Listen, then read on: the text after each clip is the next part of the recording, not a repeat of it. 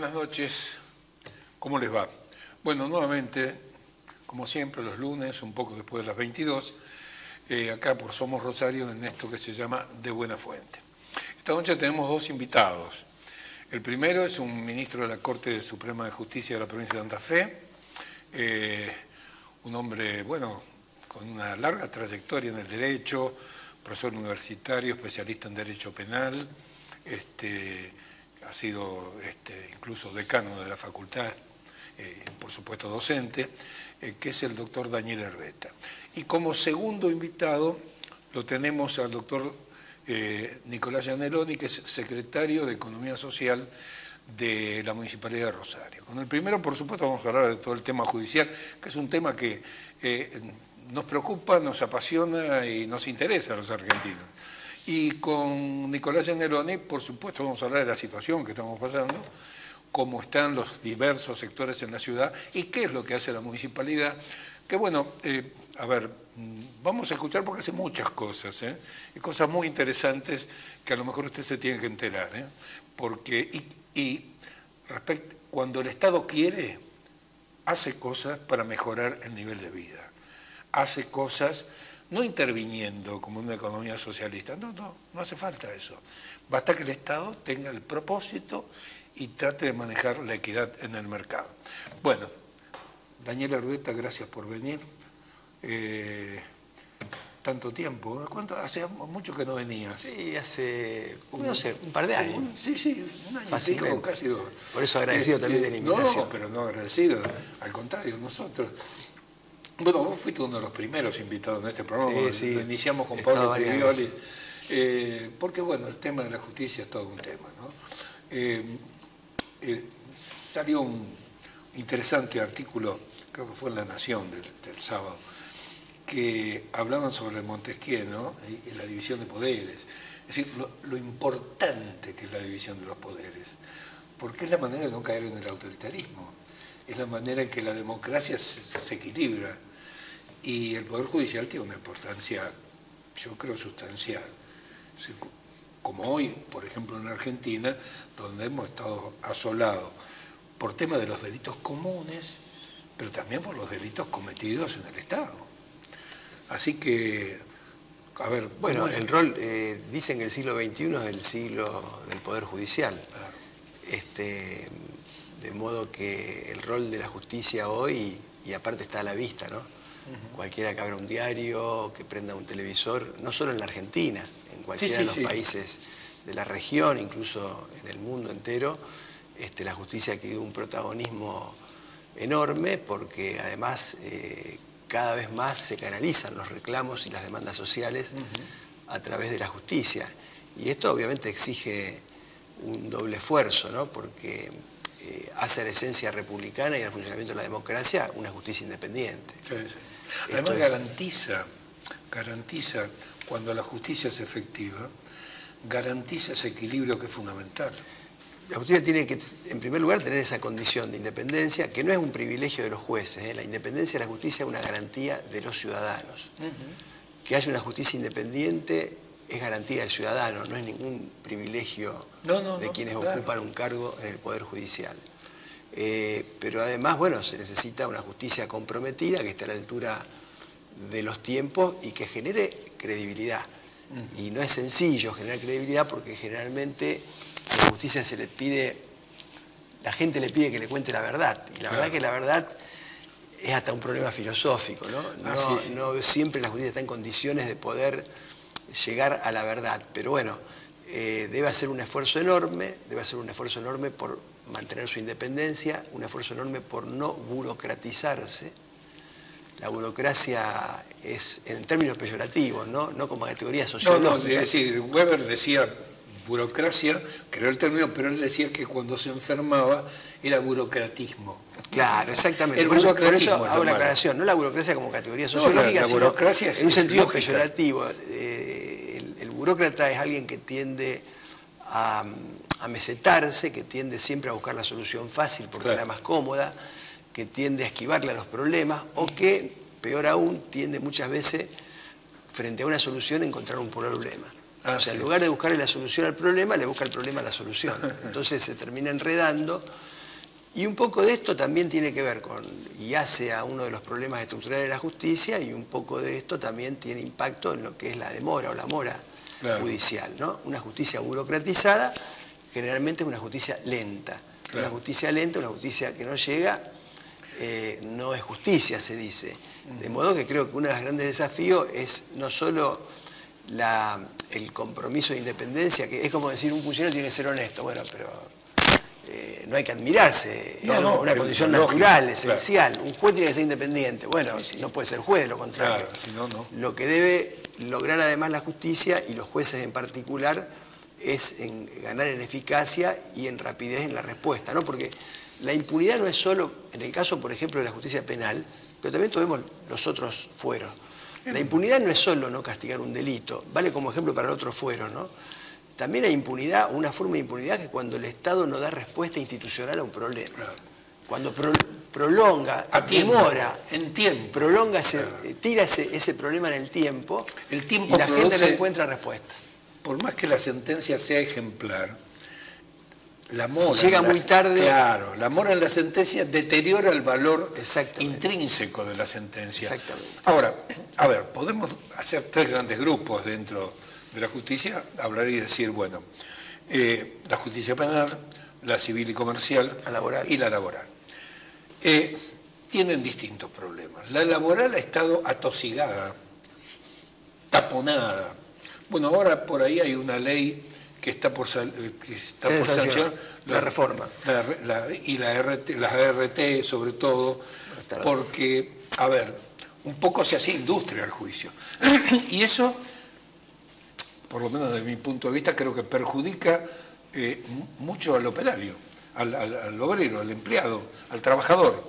Al trabajador hay que darle una respuesta justa, pero lo más rápido que se pueda, porque uno lo debilita con el tiempo. Bueno, uno es eso. Segundo, en lo civil y comercial, donde, a ver, ¿cuáles son los cambios que se han producido para acelerarlo últimamente? La digitalización. Bueno, nosotros, en realidad, en ese punto, independientemente de que hay un proyecto de reforma a la legislación procesal civil, nosotros se han tomado medidas concretas. En el año 2015 se firmó un convenio con el Ministerio de Justicia de la Nación y hemos implementado la prueba piloto de honorabilidad en materia civil. ¿Cómo empezamos es la prueba? Piloto de honorabilidad en materia civil con estos resultados, ¿no? Empezamos por todos los juzgados, porque era voluntaria, y el resto vinieron todos los juzgados civiles y comerciales de distrito, de primera instancia. Ya se agregaron los tribunales de responsabilidad extracontractual, o sea, donde van los juicios de daños, perjuicios. Y bueno, la prueba piloto ha permitido, con el mismo código, sin reforma, que la trazabilidad, la duración de un juicio se haya reducido de un promedio de 4 a 6 años a un promedio de un año y 2 meses. ¿Cómo? Estableciendo obligatoriamente demanda, contestación y una primera audiencia, una audiencia inicial con la presencia obligada del juez. El juez allí trata de buscar la conciliación, si no logra la conciliación, depura la prueba, fija un plazo de hasta 90 días para producir la prueba y se debe fijar luego una audiencia final donde se hacen los alegatos y pasa sentencia. Y esto ha simplificado enormemente y ha tenido una gran ventaja, porque recién hablábamos de la independencia. No hay peor lesión a la independencia de los jueces que la delegación funcional. Es decir, la justicia argentina en general, y nosotros en algunos fueros, seguimos teniendo este problema del juez que atrás de su departamento, de 80, de 100 metros, con sus empleados y con un expediente escrito, termina delegando funciones. ¿Y el ciudadano qué quiere? Que lo juzgue un juez, no que lo juzgue un secretario o un relator. ¿Me explico? Sí, sí. Bueno, precisamente el sistema de audiencia oral, de audiencia pública, termina con este mal endémico de la justicia, que es esta lesión a la independencia por vía de la delegación de funciones. A ver, esto de alguna manera retrasa los tiempos. Los tiempos se acortan, pero digo, porque por ejemplo en la justicia penal las audiencias llevan tiempo y de alguna manera están muy ocupados. Es decir, no sé si con este sistema, si bien es más rápido, pero no hace falta un poco más de gente y de tiempo, digamos, de atención al público, etcétera? No, no, no, no. Estos sistemas, el problema es que tienen que consolidarse porque implican un cambio radical. Primero en la cabeza de los operadores. Sí. O sea, no es sencillo porque uno viene acostumbrado a toda una práctica, a toda una rutina, a todo un esquema donde muy burocratizado con el expediente, traslado para acá, traslado para allá, Sí, sí. que si no puso Mucha la chicana. foja o el número tiene que bajar el expediente de la Cámara a primera instancia porque en el oficio se equivocaron y se olvidaron un número. Sí. No, no, esto se ha simplificado todo, pero claro, el sistema de audiencia pública implica cambiar la forma de trabajar, de gestionar y también de litigar. Entonces requiere un cambio cultural muy grande. Por eso son procesos que se consolidan en 10 años. Y el diseño, digamos, a ver, es como cambiar un auto modelo 1970 por un auto de alta gama. Claro. El problema es que si no lo sabemos manejar, también chocamos con el auto de alta gama. Entonces son reformas que requieren mucha capacitación, mucho compromiso de los operadores. Nosotros estamos muy satisfechos, fundamentalmente en Rosario. Hay un gran compromiso, pero bueno, hay que trabajar y monitorear permanentemente. En materia penal ha habido un avance significativo. Nosotros hoy tenemos una justicia penal totalmente visibilizada. Y cuando hay un problema se ve. Yo siempre Antes digo, había muchos problemas, pero no se veía. reemplazaron las paredes del juzgado, los ladrillos por un cristal. Exactamente. Es decir, se ve todo. Se ve todo. No se puede cajonear un expediente porque se lo ves en el cajón. Yo quiero dejar en claro esta cuestión, me parece interesante que la gente lo conozca. Hay dos formas de medir el nuevo sistema de justicia penal. Uno es muy simple, muy efectista, que es compararlo con el anterior. Si yo utilizo ese parámetro y pongo 10 indicadores, el resultado es 10-0. Ajá. Por ejemplo, 2 o 3. Por ejemplo, la tasa de esclarecimiento de homicidio en el sistema anterior era del 22%, hoy estamos arriba del 58%. Ajá. Por ejemplo, el promedio de una sentencia condenatoria en el sistema anterior estaba en los 7 años. Hoy hay problemas, pero normalmente una sentencia condenatoria puede demorar 1 año, 2 años, o por vía del abreviado, que es un mundo aparte, otra cuestión, por vía del abreviado uno puede tener respuesta dentro de un mismo año. ¿Me explico? Tercero, antes yo no veía cómo trabajaban los jueces, ni quién preparaba el juicio, si era un sumariante, un empleado, un secretario. Ahora es un sistema donde para cada acto procesal el juez tiene que estar de cuerpo entero en una audiencia pública con las partes presentes. Digamos, hemos ganado en calidad y hemos ganado en cantidad. Ahora bien, ¿cómo debemos medirlo? Debemos medirlo, el grado de avance, de otra forma. Tenemos que fijar cuáles son los objetivos institucionales y después ir viendo en qué medida los vamos alcanzando. Tenemos problemas, muchos problemas. Pero para que, a ver, para la gente que no tiene obligación de conocer esto en detalle, el tema es así. El que lleva adelante el juicio ahora es el fiscal. El fiscal lleva adelante la investigación. La investigación, que antes era el juez de instrucción. Que normalmente lo delegaba en sumariantes, Claro. y a veces ni siquiera eran abogados. Exactamente. No sé qué autor había dicho que los jueces de instrucción en su momento parecían los comisarios bravos del siglo XIX, porque podían hacer cualquier cosa. Bueno, hay una famosa anécdota de que un alumno fue a rendir en una universidad francesa y le preguntaron quién era el hombre más poderoso de Francia. Y el alumno le contestó Napoleón. Le dijeron, no, está bochado. El hombre más poderoso es el juez de instrucción. Claro, exactamente. Tenía mucho poder, pero además tenía una estructura muy poco visibilizada y con mucha delegación. Claro, exactamente. ¿Qué es lo que pasa en Comodoro Pi? Exacto. Ahí están los problemas. Porque si mañana Comodoro Pi tuviera que cambiar inmediatamente el sistema y los ladrillos de las paredes y las maderas de los escritorios se reemplazaran por cristales... precisamente la reforma procesal penal a nivel nacional se tuvo que suspender y tuvo que comenzar gradualmente desde Jujuy por la fuerte resistencia de Comodoro Pi. Claro, porque ahí cajonean los expedientes, los vemos, por lo que tardan 20 años en llegar a la conclusión en un juicio, sobre todo los de corrupción. Yo creo que hasta por los propios jueces, con todo respeto de Comodoro Pi, los funcionarios, todas las dudas que caen y las sospechas que caen sobre Comodoro Pi, que a veces son comunes a toda la justicia, a veces muy particularizadas en Comodoro Pi, se hubieran resuelto claramente si Comodoro Pi tuviera un sistema como el que tiene Santa Fe. Claro, y además, perdón, antes vamos a ir un pequeño corte y después vamos a seguir hablando, pero digo, también está la idea de extender esto a los jueces nacionales. Por supuesto. De extender, en cuyo caso no serían 12 jueces, pero además sino serían 40 y pico, claro, o 50. Pero la propuesta a ver,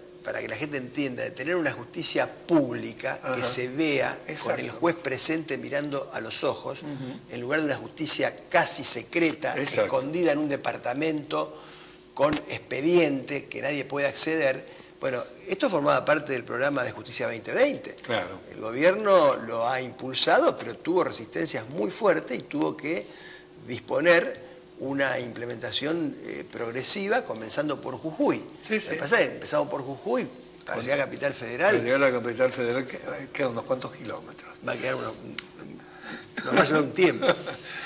Hacemos una pequeña pausa, Daniel. No se vaya, ya volvemos con el doctor Daniel Herbeta, ministro de la Corte Suprema de Justicia de la provincia de Santa Fe. Bueno, seguimos hablando del tema judicial con el doctor Herbeta. Una pequeña cosa. Te quiero preguntar, Daniel, sobre el tema de los juicios abreviados, porque muchos juicios penales ahora se resuelven de forma abreviada, pero antes quería hacerte también una pregunta y hacer una pequeña aclaración. Es decir, sobre esto que hablábamos, que si Comodoro Pi llegase a tener el sistema que tiene la provincia de Santa Fe, yo creo que se transparenta el 80% de los casos, ¿no? Sin ninguna duda. Porque ningún juez puede tener, primero, que en cada caso no hay un juez, sino que van cambiando los jueces de audiencia en audiencia. Es decir, ningún juez ni puede pisar el expediente, ni puede darle, sino que el fiscal está ahí y él tiene que ser la garantía del proceso. Hay un dato que es muy claro. En primer lugar, los jueces no fijan las audiencias porque hay una oficina de gestión que es la que lleva la agenda de audiencias. Exactamente. Y esa oficina de gestión, como todos los actos son en audiencia pública, con un juez presente, asigna un juez a una audiencia, otro juez a otra audiencia, de modo que no hay posibilidad de que un juez sea dueño de una causa. Exactamente. Y que un juez no sea dueño de una causa es de una relevancia enorme. Fundamental, sí. Y termina con muchos problemas y con muchas dudas y da mucha certidumbre y previsibilidad. De modo que, de esa perspectiva, Santa Fe ha dado un salto cualitativo muy grande. Muy importante. Por eso nos acordábamos de que en un programa periodístico le hicieron una pregunta a Pichetto, que le preguntaron quién eran las tres personas que tenían más poder en Argentina. Y dijo, el presidente de la República, los servicios de inteligencia y Comodoro Pi. Entonces, que el presidente de la República lo sea, me parece bárbaro. Los servicios y Comodoro Pi. Pero los servicios y Comodoro Pi no, obviamente. Exactamente. Además, el problema es que en general la gente tiene una visión de la justicia a partir de lo que ocurre allí. Claro. Y acá hay que aclarar algo. El 80% de los conflictos de los ciudadanos argentinos en la República Argentina los resuelve la justicia ordinaria. Ordinaria, sí. Es decir, que el tema federal, representa solo un 20% en todo el país. De modo que la principal justicia para construir ciudadanía, para asegurar, digamos, y proteger derechos, es la justicia ordinaria. Y de hecho, no solo en materia penal, ¿no? En todos los fueros, pero de hecho en materia penal viene a cuento... Se ha transparentado mucho. Pero viene a cuento situaciones vinculadas en nuestra realidad en Rosario, en donde la respuesta primaria e inicial fue de la justicia ordinaria, no de la federal. Sí, exactamente.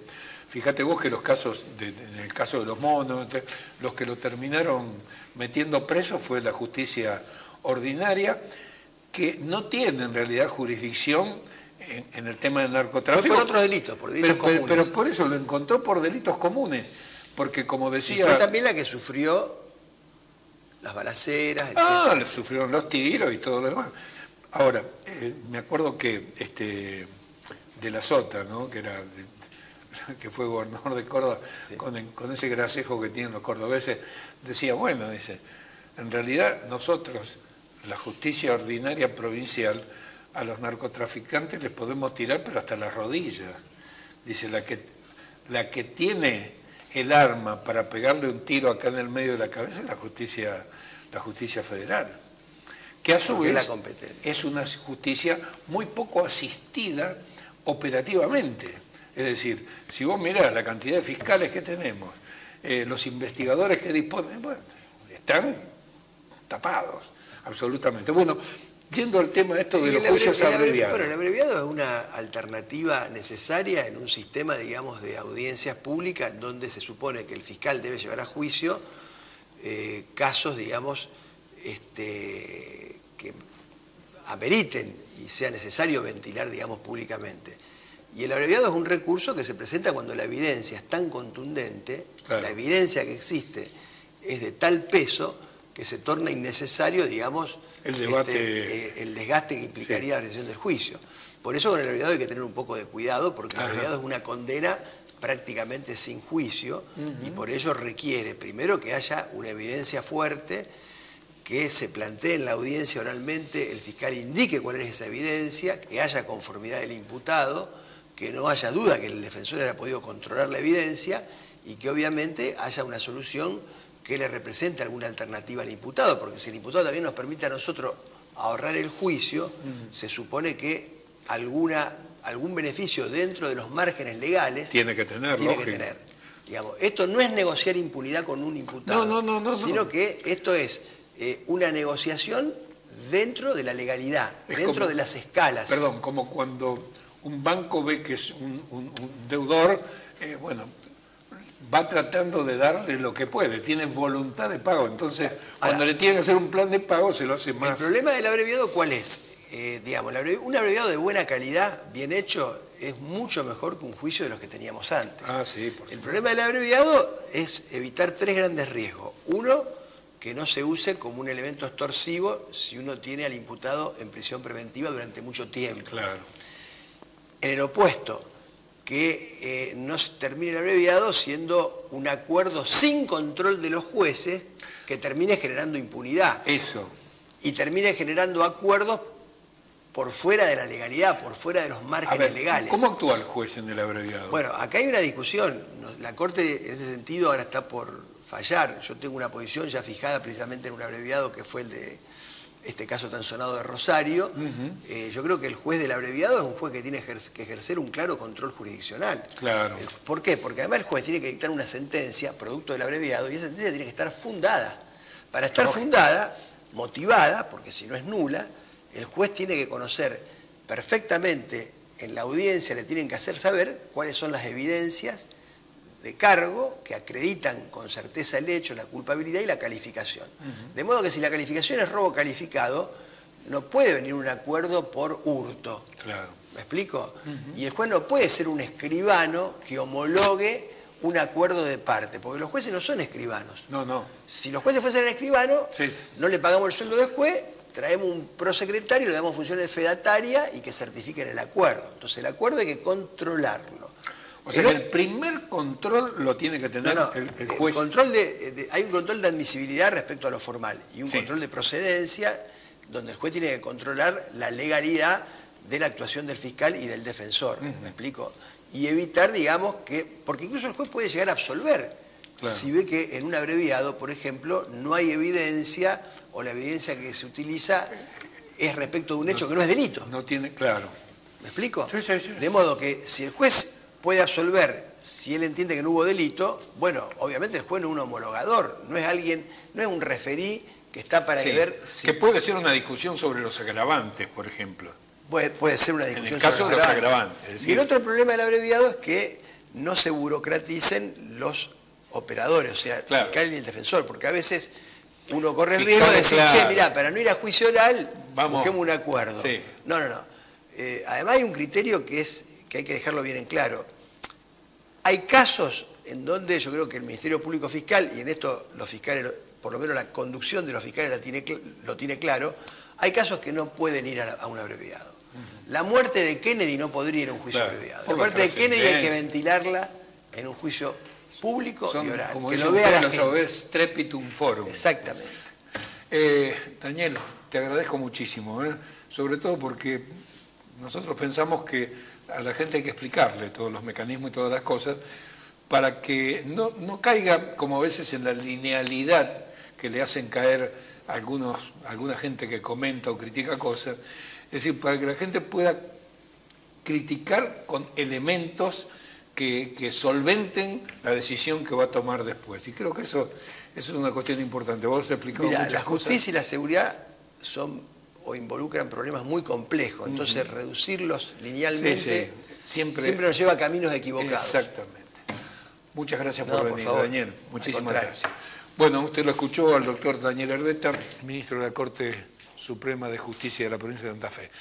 Ahora, después del corte, lo tenemos al doctor Nicolás Gianelloni, secretario de Economía Social de la Municipalidad de Rosario. Ya volvemos.